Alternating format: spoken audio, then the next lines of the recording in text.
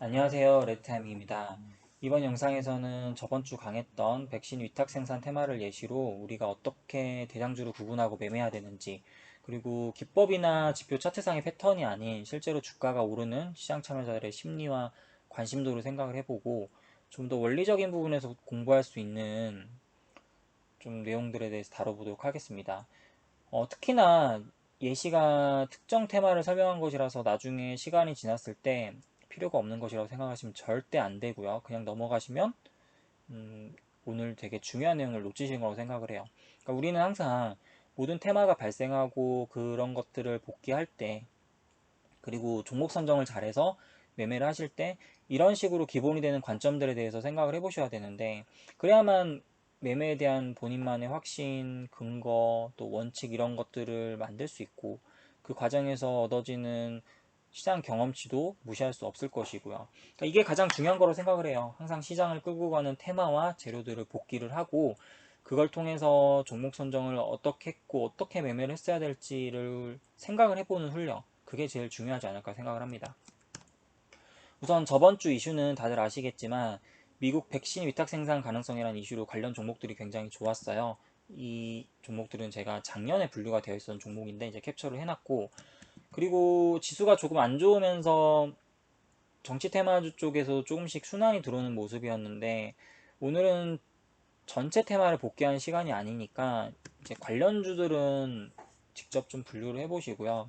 참고로 저는 이렇게 정치 테마주나 실체가 없는 급등락하는 작전주는 별로 선호하지 않아요. 재료에 어떤 실체가 없는 것들은.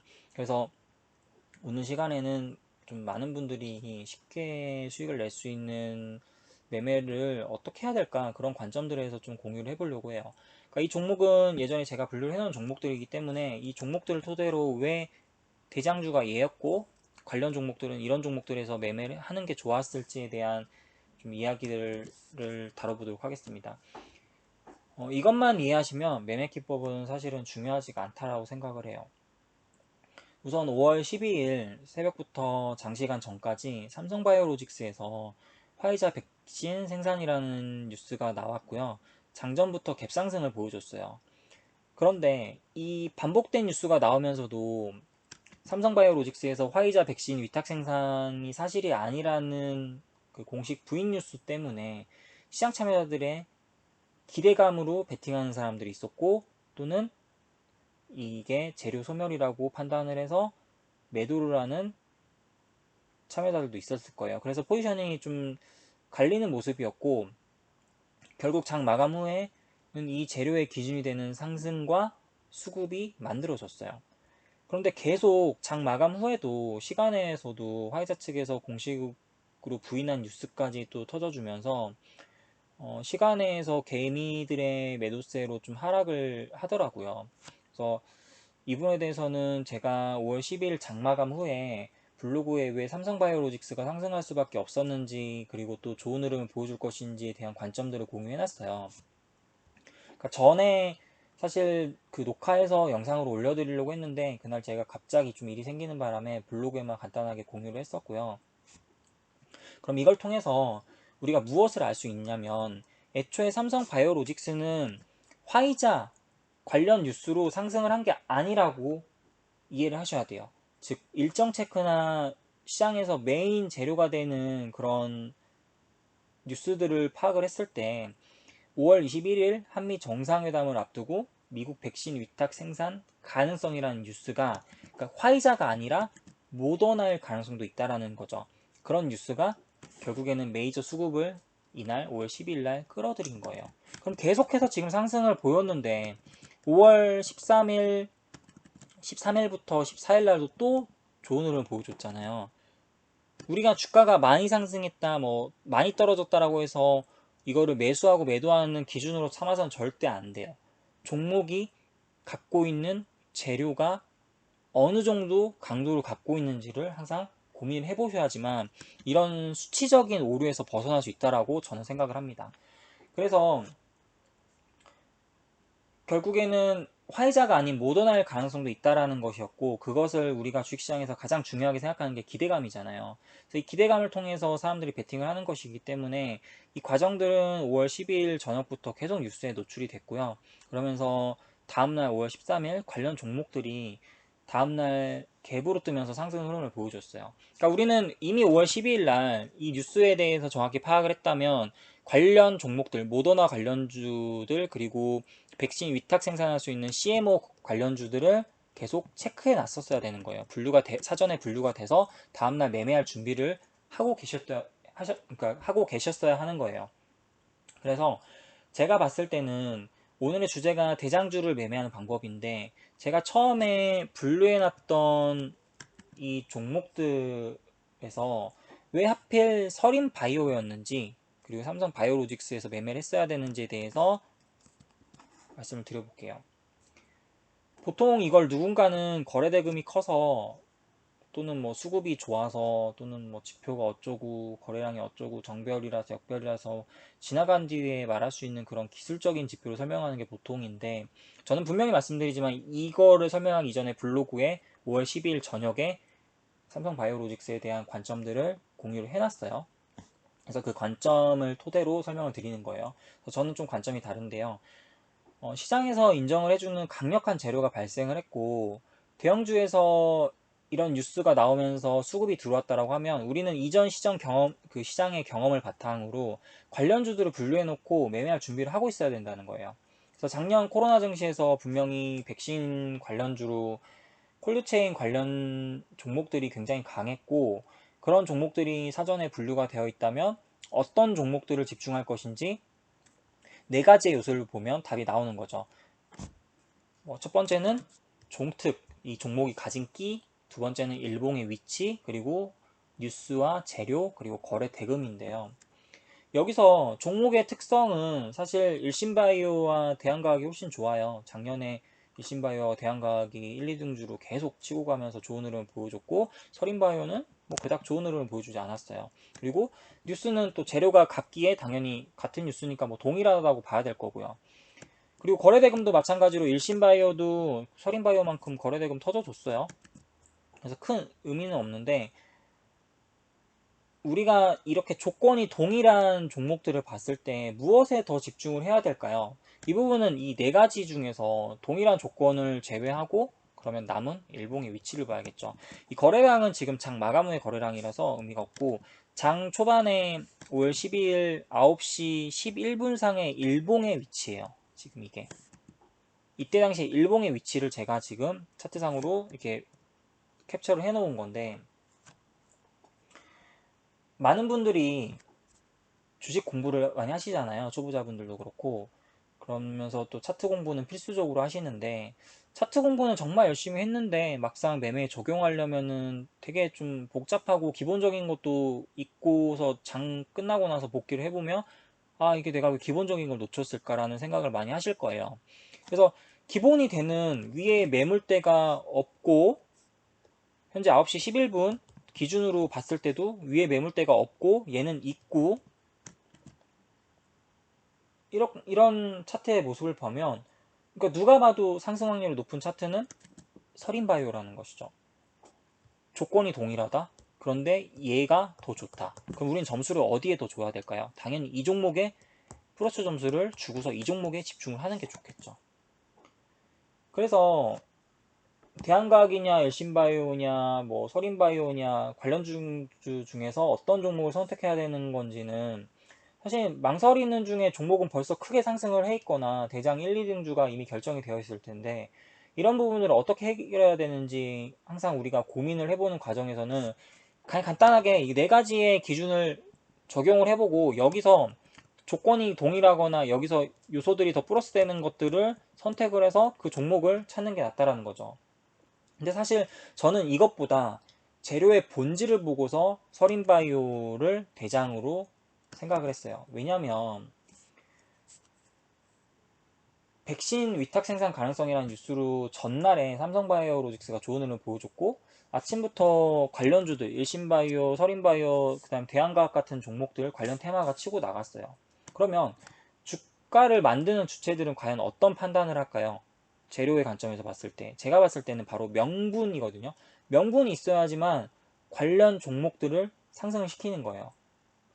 그래서 대부분의 어떤 시장 참여자들이 콜드체인으로 가겠구나라고 생각을 하고 서린바이오 가니까 일신바이오도 막 따라 사고 대한과학도 따라 샀겠지만 제가 봤을 때는 재료를 디테일하게 분석하지 않아서예요. 재료를 디테일하게 들여다보면 사실 제가 여기다가 메모를 해놓은 것처럼 이게 작년에 분류된 거예요. 서린바이오는 삼성바이오로직스 원료 납품이에요. 그리고 일신바이오는 삼성바이오로직스 동결 건조기 납품이에요. 대한과학은 그냥 극저온 백신 보관 냉동고 콜드체인이고 삼성바이오로직스라는 어떤 키워드는 포함되어 있지 않아요. 재료에. 이전 재료들을 분석을 해보면. 그래서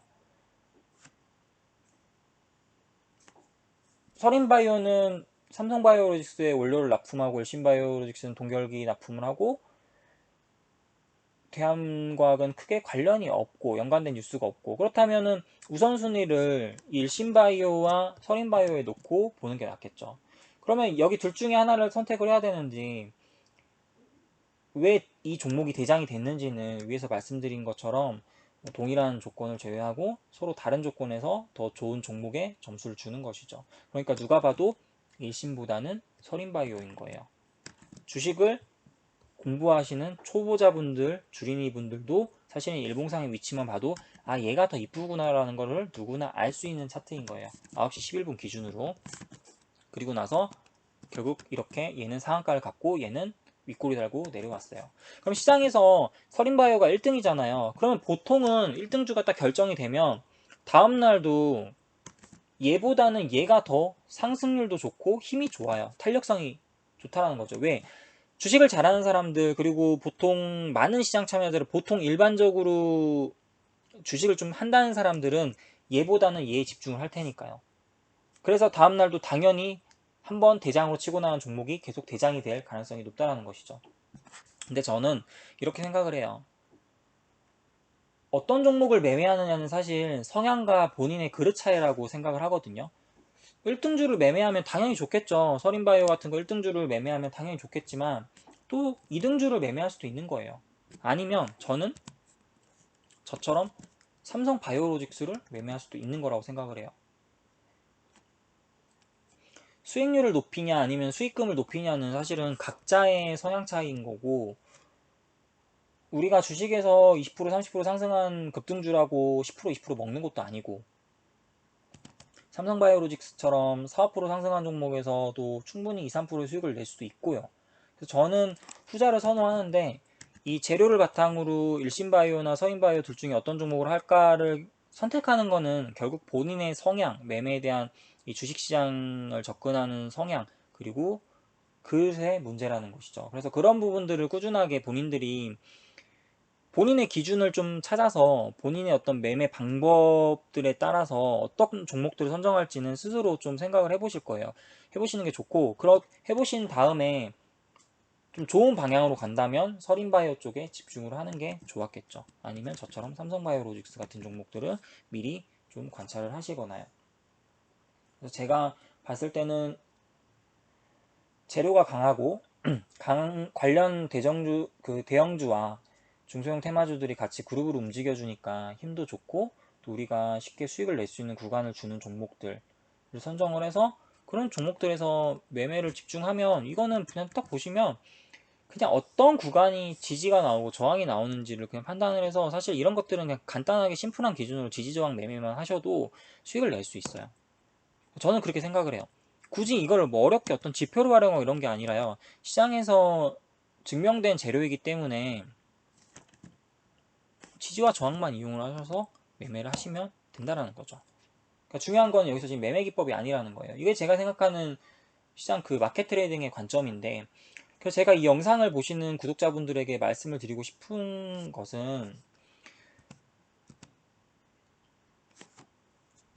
주식교육 시장에서 어떤 기법이라는 것이 자꾸 많은 사람들에게 노출이 되고 마케팅이 되고 또 그것에 많은 돈을 내고 빨리 돈을 벌려는 조급한 생각을 가진 투자자분들이 오히려 좀 먼 길을 돌아가는 거라고 생각을 해요.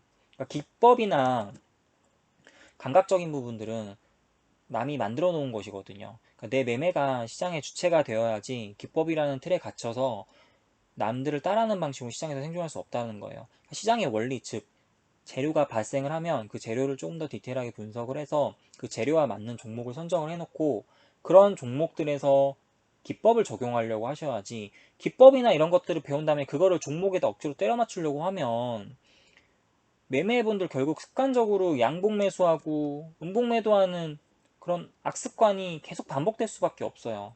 그럼 손실나고 자꾸 실패하고 계좌가 무너지다 보면 본인들의 멘탈도 무너질 것이고요. 또 사는 것도 되게 힘들어지겠죠. 근데 그러다 보면 어디서 배운 건 있어가지고 또 본인이 이곳의 길로 가게 된단 말이에요. 그러니까 시장의 원리를 좀 이해를 하셔서 어떤 방향으로 공부를 하면 진짜 시장에서 롱런할 수 있을지 좀 고민을 해보신다면, 제가 볼 때는 결국 이 종목이 오르는 뉴스를 생각을 해보고 그 안에서 관련된 종목을 분류하고 또 매매에 필요한 기본적인 조건들을 따져보고 시나리오를 세워서 본인만의 기준으로, 여기다 기준을 조금만 더 하는 거죠. 양념을 치는 거죠. 그럼 우리는 하락하는 종목을 두려워할 이유도 없고 또 오르는 종목에서 급하게 추격 매수할 이유도 없다라고 생각을 해요. 이게 잘 되면 사실 음봉에서 매수하고 양봉에서 거래 터질 때 매도하는 게 가장 이상적인 매매라고 저는 생각을 합니다. 그러면 수익을 내고 다들 고수가 될 수 있고 좋은 습관으로 시장에서 좀 롱런할 수 있는 투자자가 되지 않을까라는 생각을 해요. 그래서 매매를 하실 때 늘 좀 생각을 해보셨으면 좋겠어요. 관련주는 무엇인지, 뉴스는 과연 나만 관심을 갖고 있는지 아니면 많은 사람들이 관심을 가질 만한 재료인지, 백신 위탁 생산 그리고 21일 한미 정상회담이라는 뉴스는 시장 참여자들 모두가 관심을 가질 재료이고 많은 사람들이 그 명분을 바탕으로 매매에 가담할 수 있는 좋은 재료이잖아요. 이런 부분들을 빨리 우리가 분석을 하고 관련 종목을 찾아서 거기서 조금 이제 기준들을 디테일하게 적용을 해서 매매를 하려면 내 성향이나 그리고 또 내 지금 자금 사정에 맞는 어떤 비중을 넣을 수 있는 종목이 어떤 종목들인지, 그리고 거래량은 또 충분히 매수 매도가 가능한 유동성을 보여주는지, 그리고 또 시세가 충분히 만들어지고 내가 그 안에서 매수 매도를 통해서 수익을 낼 수 있는 시간대는 어떤 시간대인지, 이런 부분들을 이제 다듬어 나가면서 본인의 기준이 되는 거예요. 관련주, 뉴스, 거래량, 시간대, 비중을 생각을 끊임없이 해보셔야 되는 거죠. 근데 중요한 건 결국에는 올바른 종목을 선정을 하셔야 된다는 거예요.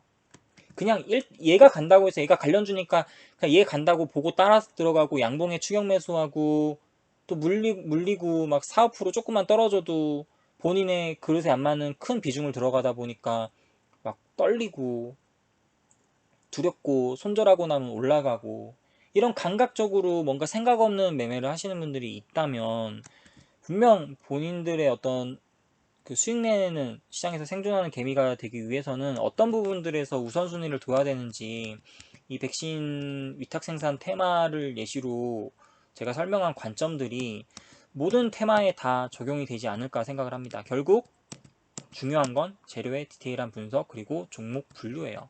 매일매일 강한 종목들을 분류하고 지나갔을지라도 왜 분류를 해놓고 생각을 해보고 1등주와 2등주의 그 흐름들을 복기를 해보셔야 되는지 좀 오늘 영상에서 좀 많이 느끼셨으면 좋겠고요.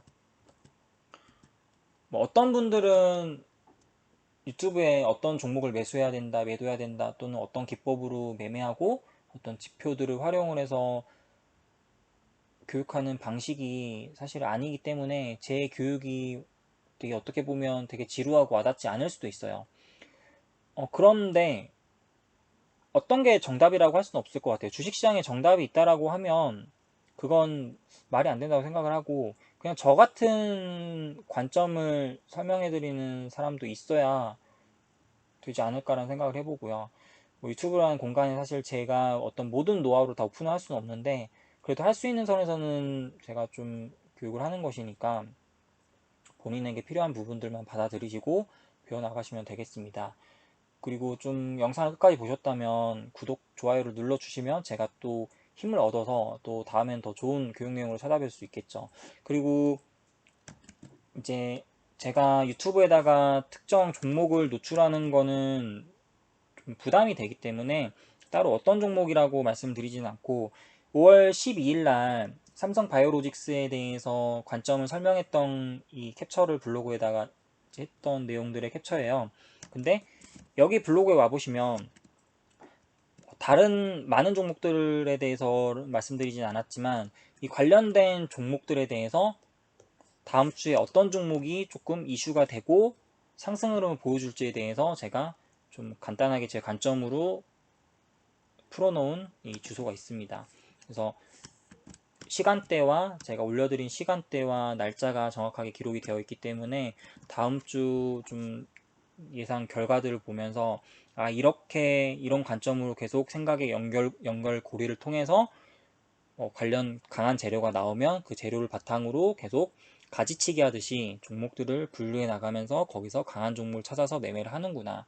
그러면 뭐 이 종목 저 종목 다 집중하지 않아도 특정 한두 종목에만 집중을 해서도 충분히 수익을 낼 수 있구나 이런 부분들을 좀 이해할 수 있을 거라고 생각을 합니다. 사실 교육 내용 자체가 뭐 초보자분들은 당연히 차트 공부도 하고 뭐 수급 공부도 하고 뭐 기법, 지표 이런 기본적인 것들을 공부를 하시는 과정이겠지만 이 교육은 어느 정도 조금 시장에서 경험이 있으신 분들이 더 잘 이해할 수 있는 저는 교육이라고 생각을 해요. 정말 어떤 초보자분들은 좀 어려운 부분일 수 있는데 이 영상을 보시더라도 좀 지루하시더라도 다음에 본인들의 좀 매매 실력이 조금 향상됐을 때 또 한번 이 영상을 한번 복귀해 보신다면 좀 좋은 관점이 더해지지 않을까 생각을 합니다. 그리고 제가 좀 목 상태가 안 좋아가지고 오늘 좀 영상에서 좀, 좀 소리가 좀 안 좋게 나왔을 것 같은데 좀 그 부분에 대해서는 제가 좀 죄송하다 말씀드리고 싶고요. 다음에는 좀 더 좋은 상태로 영상을 찍도록 하겠습니다. 남은 주말 잘 보내시고요. 다음 주도 성투하시길 바라겠습니다. 자, 감사합니다. 마무리 지을게요.